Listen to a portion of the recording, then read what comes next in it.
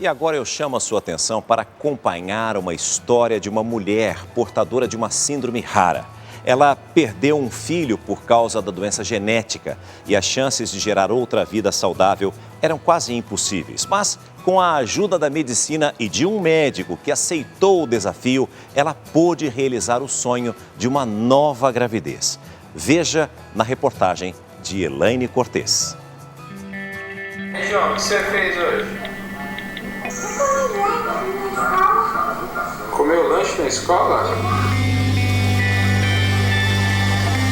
Depois deste álbum, tudo o que eles queriam era completar as fotos neste aqui. Mas muitas páginas ficaram em branco. João viveu até os 7 anos. Eu não conseguia focar que ele ia morrer, porque ele era uma criança. Não esperava que ele fosse tão precocemente, porque foi muito precoce. A história de luta desta mulher para ser mãe começou nessas páginas e parecia ter terminado nessas folhas.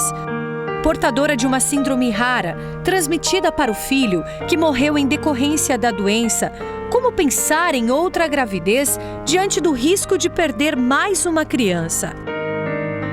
A hora do banho, o primeiro sapatinho, o aconchego do colo, a amamentação, o cheirinho que não vem de perfume nenhum, é único na cabecinha dos bebês. Todos os meses, mais de 1000 mulheres chegam a este Instituto de Reprodução Humana sonhando com todos esses momentos. E às vezes a realização é algo tão raro que é como escrever uma nova história.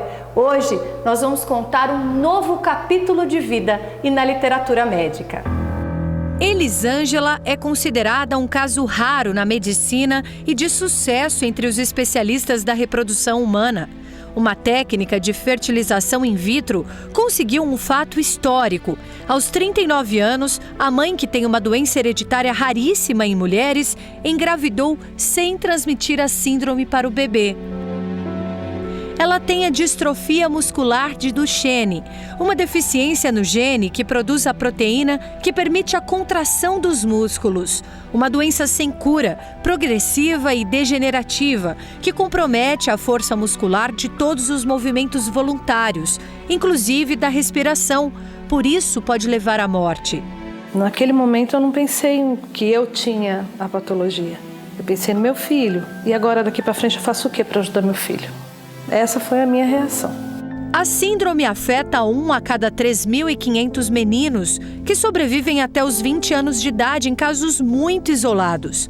Como eles morrem geralmente antes de terem filhos, a doença hereditária é transmitida pelo cromossomo X, ou seja, as mulheres costumam ser portadoras, passam para os filhos, mas não desenvolvem os sintomas da doença como Elisângela. Na grande maioria das vezes só aparecem em meninos, né? Então isso faz com que ela, que é uma mulher que tem a doença, está comprometida pela doença, seja um caso extremamente raro. Não dá nem para a gente querer quantificar, porque não existe nem na literatura médica falando sobre biópsia de embrião em pacientes sintomáticas com esse tipo de doença. A ex-jogadora de handebol hoje se esforça para subir e descer alguns degraus. Tudo isso ela só descobriu quando o filho tinha 6 meses. A gente começou a perceber que ele não sentava, né, sozinho, a gente tinha que apoiar. Ele não era um bebê durinho, era um bebê molinho, né? Um exame de DNA confirmou a síndrome nos dois. Os sintomas na mãe são mais leves do que foram no filho. João só ficou em pé pela primeira vez aos 2 anos de idade. Aos 5 foi para a cadeira de rodas. Uma manhã, ao levantar, né, eu fui colocar ele em pé e ele simplesmente falou para mim que não queria mais andar. Eu ainda insisti, a fisioterapeuta chegou também, insistiu, a gente tentou, ele, não, mas eu não quero mais andar. Então, eu falei, tudo bem, você não quer andar, então o papai e a mamãe vai ser suas pernas, não tem problema nenhum, a gente vai comprar cadeira. Ele, tá bom. Ele aceitou assim, naturalmente, porque realmente era muito difícil para ele, né? E a cadeira era uma segurança, né? João já estava alfabetizado, era o melhor aluno da sala. Os livros eram para o menino passaportes para uma viagem pelo universo infantil que ele infelizmente não pôde alcançar com as próprias pernas. Os pais sabiam que era só uma questão de tempo. A cada aniversário ficava o temor de quando seria a última festa. Apesar das limitações, João viveu intensamente e a morte dele não deixou só o silêncio. Ele fez um pedido. Pouco tempo antes dele ir embora, ele comentava em casa, comentava com a cuidadora dele e também na escola. Tanto que eu conversei com a professora dele e a fala dela foi essa: nossa, eu tenho que te contar uma coisa, né? Porque o João, ultimamente, a fala dele é que você ia dar uma irmã para ele. E que essa irmã ia chamar Ana Luísa. O pedido do filho foi a motivação dos pais para procurar ajuda e realizar o sonho de reconstruir a família. Até que eles encontraram este homem, pai de 5 filhos e confiante nos avanços da reprodução humana. A ideia de que as pessoas possam ter filhos saudáveis, que as pessoas possam realizar os seus sonhos, ela é uma ideia maravilhosa, né? Cada dia que tem um caso desse, eu vibro, eu sofro quando não dá certo, eu vivo a vida, né? A gente arriscou, tipo, vamos tentar. Se é essa nosso caminho, se a chance da gente ter um filho saudável é esse, então a gente não pensou se iria ou não dar certo, a gente arriscou mesmo. Mas não foi um trabalho fácil. O desafio da equipe era identificar exatamente o tamanho do defeito nos genes de Elisângela, e ele era considerável. Então eu tenho que buscar essa falha, eu tenho que conhecer essa falha nela para poder achar no embrião essa falha. O problema é que você tem todo um processo para desenhar, e chama isso mesmo, né? Quer dizer, você conseguir saber quanto é do gene que está comprometido, quais são as posições dele, onde está faltando pedaço e tudo. Isso é um processo lento. Tudo durou 8 meses. A chance de gerar um bebê com a doença era de 50%. Depois do mapeamento genético, fizeram as biópsias e as comparações dos genes dos 8 embriões fecundados. A análise foi feita com uma alta tecnologia do exterior. Tudo a preço de custo. Metade do que custaria numa clínica particular, já que o Instituto em Santo André, na região metropolitana de São Paulo, não tem fins lucrativos. O resultado surpreendeu. 2 teriam a mesma síndrome. Um terceiro também nasceria com outra doença rara. E foram descartados.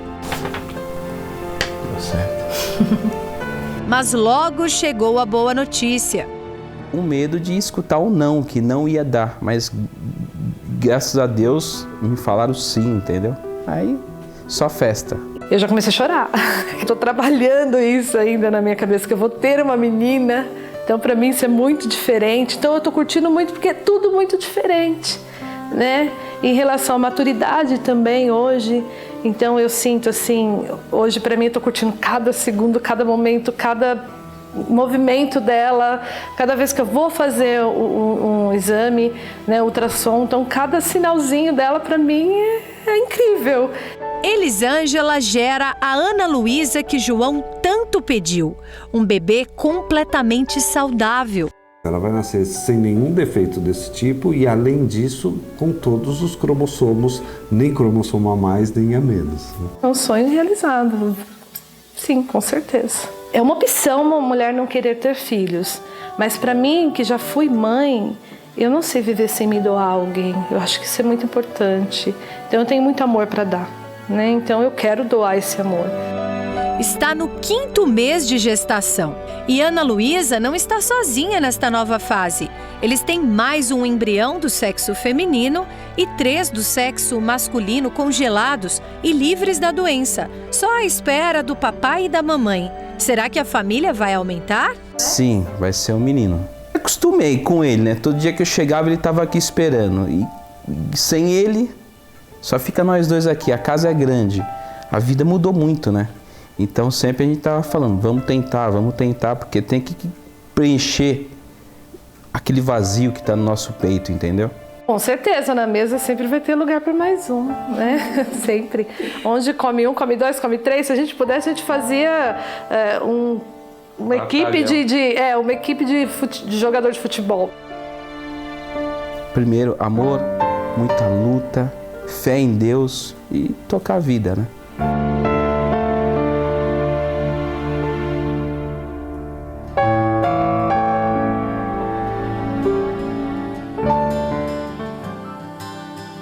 Olha, apesar, né, da tristeza por perder um filho, fica aí essa esperança e alegria de que tudo termine bem com a chegada da Ana Luísa.